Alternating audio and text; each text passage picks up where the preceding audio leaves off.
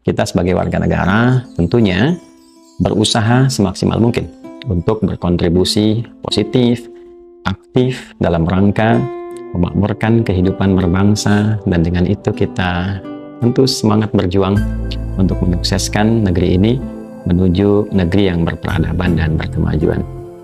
Dalam konteks itu teman-teman sekalian, ada perbincangan menarik kekinian terkait dengan peraturan pemerintah nomor 28 tahun 2024 yang telah disahkan ditandatangani tanggal 26 Juli 2024.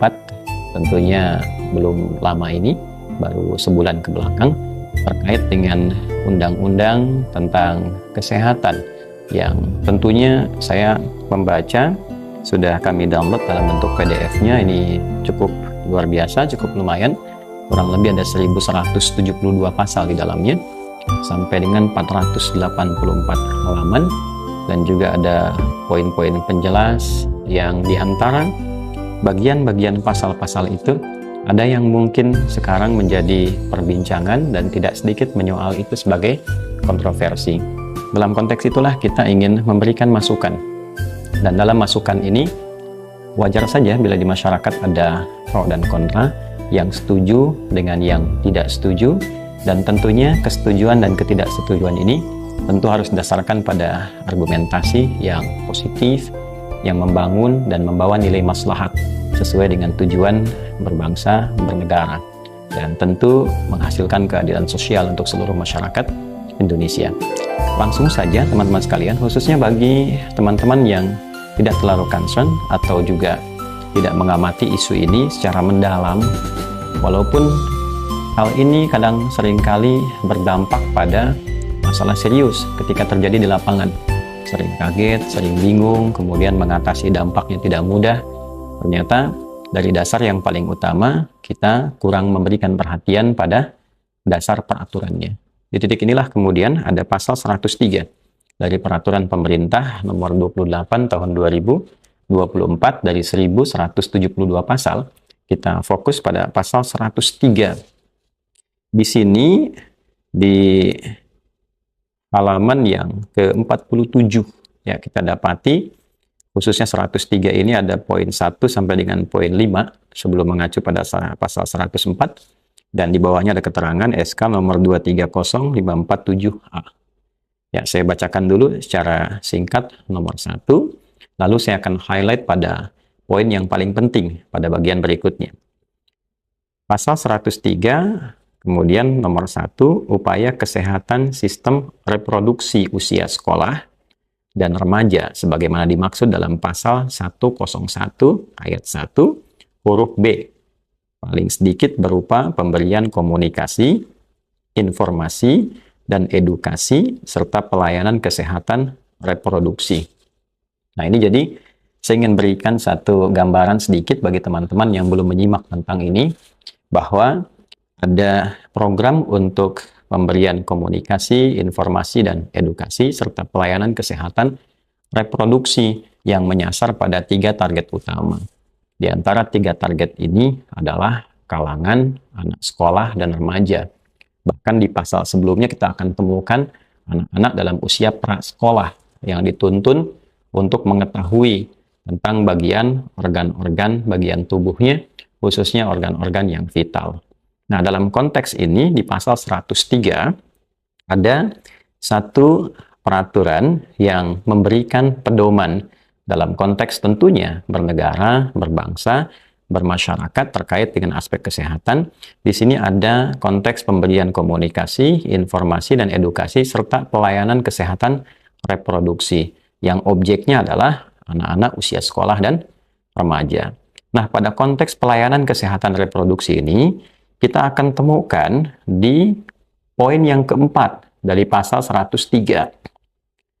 Bacaannya adalah sebagai berikut supaya kita bisa mengetahui dengan detail.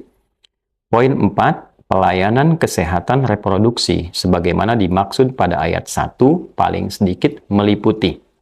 Jadi kalau kita kembali ke nomor 1 tadi, bahwa di sini ada pemberian komunikasi, informasi, edukasi, serta pelayanan kesehatan reproduksi.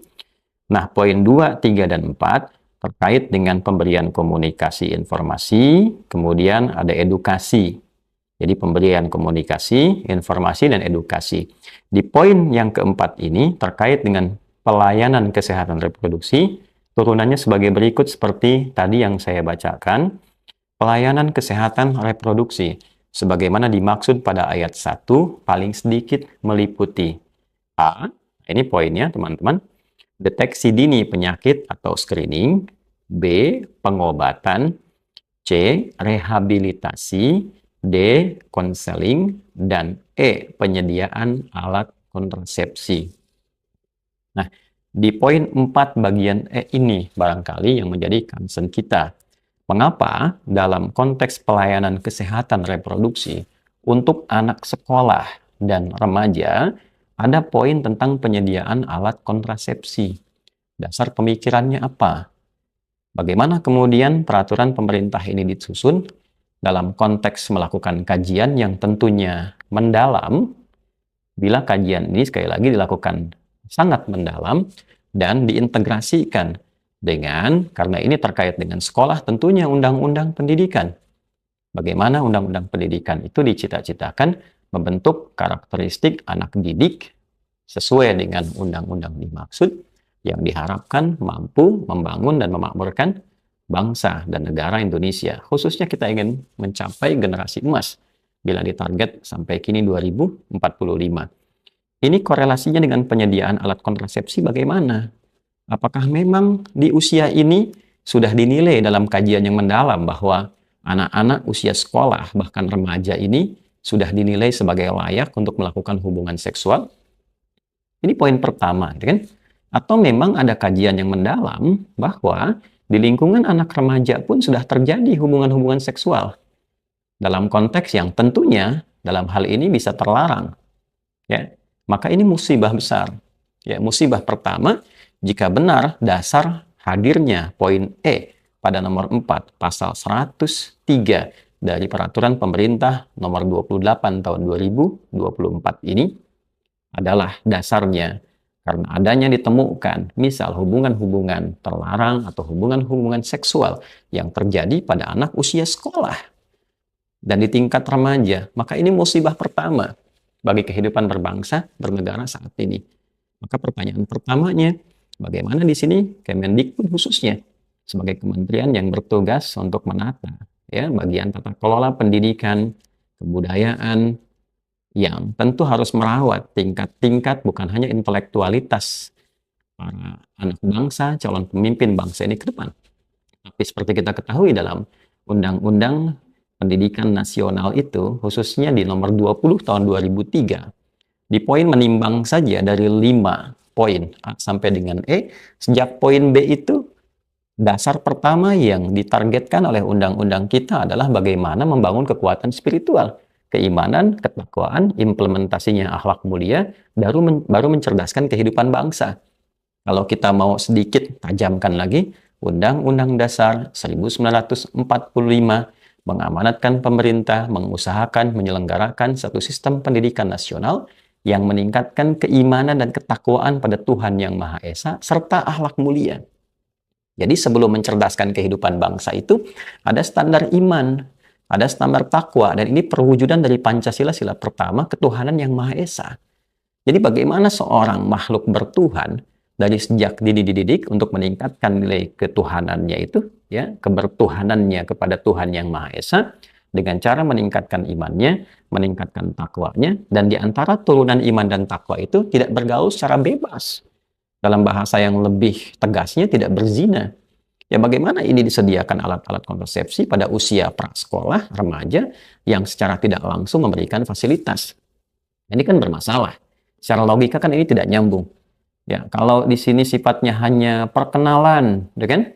Kemudian pencegahan misalnya dalam rangka untuk pengenalan. Walaupun di sini masuknya bukan pada pengenalan, pelayanan. Aspeknya pelayanan kesehatan, reproduksi. Kalau sifatnya pelayanan kan bukan komunikasi lagi. Karena komunikasi ada pasal pada pasal yang sama 103 tapi pada poin-poin sebelumnya, poin 2, poin 3. Jadi di sini masuknya pada pelayanan. Kalau pelayanan artinya penyediaan. Ya, kalau penyediaan kan bermasalah. Kalau sifatnya antisipatif kan tidak harus menyediakan. Ya, disampaikan kepada para peserta didik, ya, jangan sampai Anda melakukan pencurian misalnya. Tapi saat yang sama disediakan barang-barang dituliskan boleh dicuri, kan jadi masalah. Ya kan? Nah, dengan logika yang sama, dengan logika yang sebangun disampaikan bahwa dalam konteks ini jangan sampai di sini terjadi hubungan yang tidak diinginkan, menjaga alat reproduksi, ya kan? Kemudian disampaikan perilaku seksual beresiko dan akibatnya, ya, yang menyimpang dan seterusnya. Nah, ini poin-poin ini, tapi pada saat yang sama dan serupa, kemudian diberikan satu pelayanan yang poinnya penyediaan alat kontrasepsi. Ini penting untuk diurai bagian pertama ini, karena tidak senafas dengan tujuan dari Undang-Undang Pendidikan itu sendiri. Ada sesuatu yang menurut kami di sini miss. Ya, jangan katakan bahwa oh ini ustadz, bukan pakar hukum, bukan ahli undang-undang. Tidak harus menjadi seorang pakar hukum untuk bisa bernegara dengan baik dan mempelajari undang-undang kita supaya dengan niat tujuan kita bisa bernegara dengan baik. Bagaimana bisa menjadi warga negara yang baik kalau tidak tahu cara menjalaninya? Tentu dalam dasar yang ini secara sederhana kita mempelajari, memahami, dan mengamalkan supaya menjadi warga negara yang baik. Itu kan poinnya.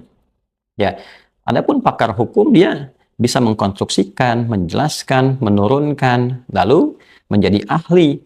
Ya, dalam konteks ahli itu menjamin nilai-nilai hukum itu terjalankan dengan baik. Ketika ada yang tidak terjalankan dengan baik, dia kemudian meluruskan kembali dan memberikan sebuah langkah edukatif yang terkodifikasikan dalam bentuk ilmu pengetahuan yang digali dengan tujuan-tujuan tertentu. Nah, tapi poin ini adalah dengan penyediaan alat kontrasepsi bagi usia sekolah gitu ya, dan remaja yang tertuliskan di sini nampaknya layak untuk dipertanyakan. Terlebih kalau kita buka di penjelasan, kan setelah undang-undang kemudian ada turunannya peraturan pemerintah, kan ini undang-undang 17 ya tentang kesehatan tuh. Peraturan pemerintahnya di sini nomor 28 tahun 2024. Setiap selesai menjelaskan tentang pasal-pasalnya ya, dalam arti mencantumkan pasal 1172 pasal dan ditandatangan di sini oleh Presiden tanggal 26 Juli 2024, lalu di bawahnya nanti ada Setnek ya Pak Pratikno tertuliskan, kemudian ada SK di bawahnya itu ya, yang tertuliskan nomor sekian-sekian, baru kemudian poin penjelasan. Nah, di halaman 19 tentang penjelasan setiap pasal ini keterangannya cukup jelas. Jadi pasal 103, 1 cukup jelas, 2 cukup jelas, semua cukup jelas. Nah, ini yang cukup jelas tentang yang poin E di sini apa? Kecukup jelasannya. Tidak diberikan penjelasan. Ya, jadi kalau ada orang bertanya, siapa objek yang diberikan penyediaan alat kontrasepsi ini?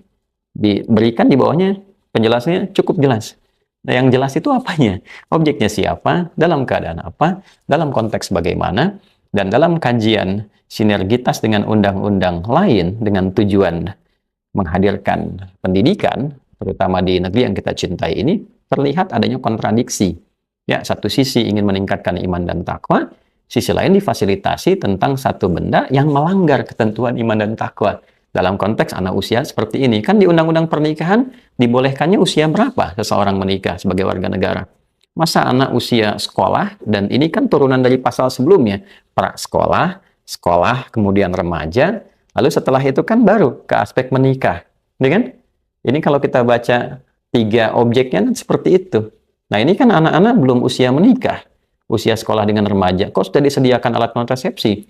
Sementara Undang-Undang Perkawinan menetapkan usia batas minimal, Undang-Undang Pendidikan meningkatkan iman dan takwa, Undang-Undang Kesehatan di peraturan pemerintah justru menyediakan satu alat yang kontradiktif dengan kedua peraturan yang pertama tadi.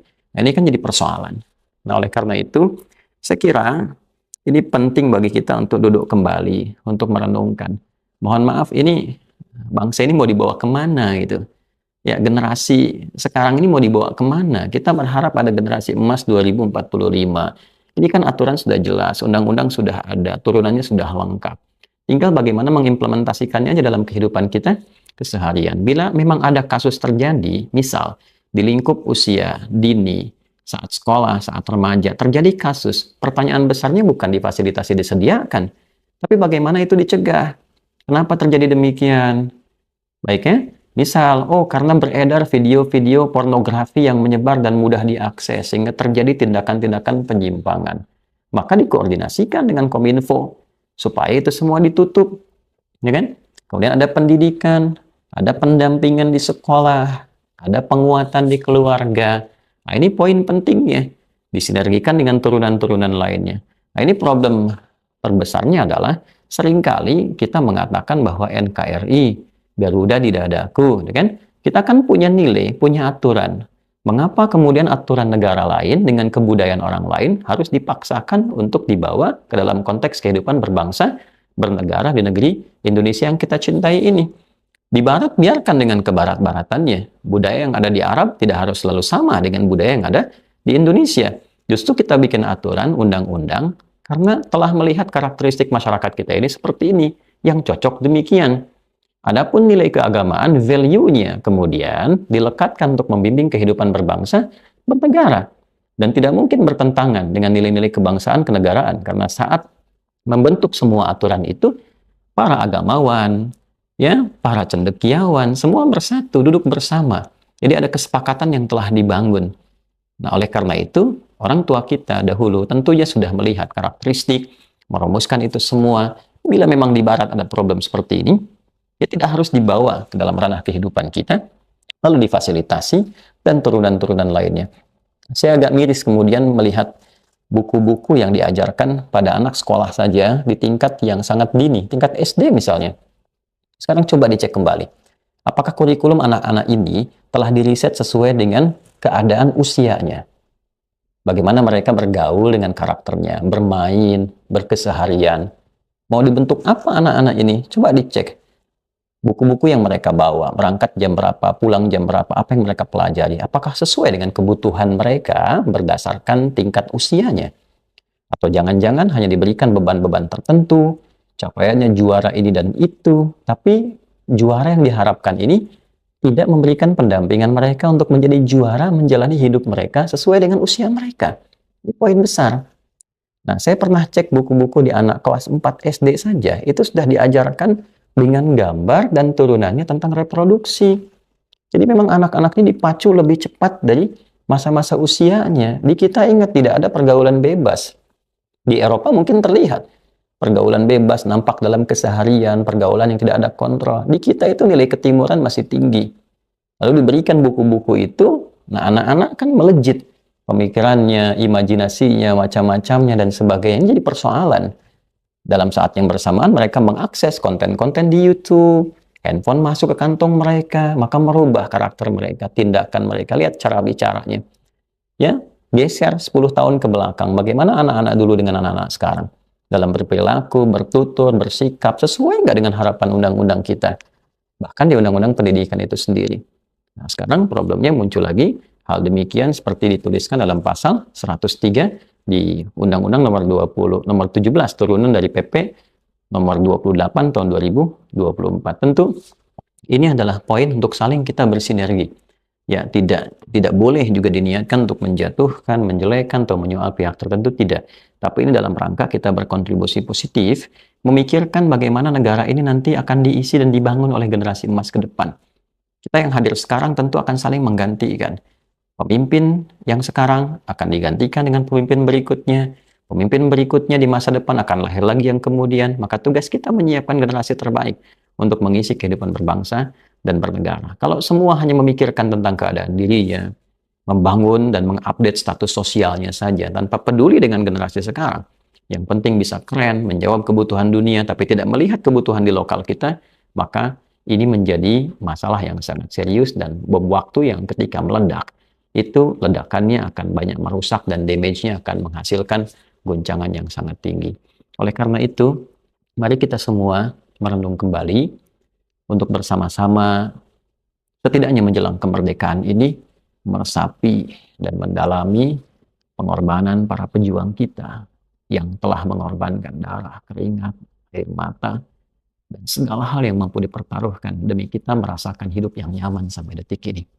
Maka dari itu, bila kita tidak mampu berkontribusi positif untuk menjadi pelaku di dalamnya karena kemampuan kita, setidaknya mari kita memberikan ide-ide positif yang dengan niat baik untuk membangun semuanya, tidak untuk menjatuhkan, mencela atau saling menyakiti. Kita saling bersaudara dalam berbangsa bernegara, dan dengan itu semoga dipersatukan dalam kebaikan, dan semoga menjadi amal ibadah kita untuk bekal pulang menghadap kepada Allah Subhanahu wa taala. Sekali lagi, mohon diperkenankan untuk diperbaiki. Mudah-mudahan kita menjalani dengan baik, saling berkasih sayang, membangun harmoni demi Indonesia tercinta dalam rangka beribadah kepada Allah Subhanahu wa taala. Hadi hidayat. Assalamualaikum warahmatullahi wabarakatuh.